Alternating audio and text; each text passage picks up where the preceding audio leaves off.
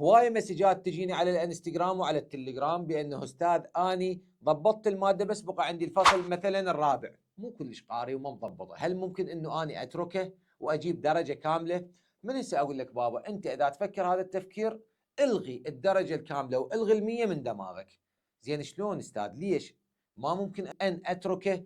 هو هل ممكن ان يجي من الاسئله الترك؟ اي نعم بابا ممكن انه يجي بالاسئله الترك، بس احنا نفكر بأسوأ الاحتمالات. لما انت تترك هذا مثلا التعليل اللي جاي من هذا الفصل ويطلع لك تعليل صفح انت ما تعرفه، ايش راح تسوي بهاي الحاله؟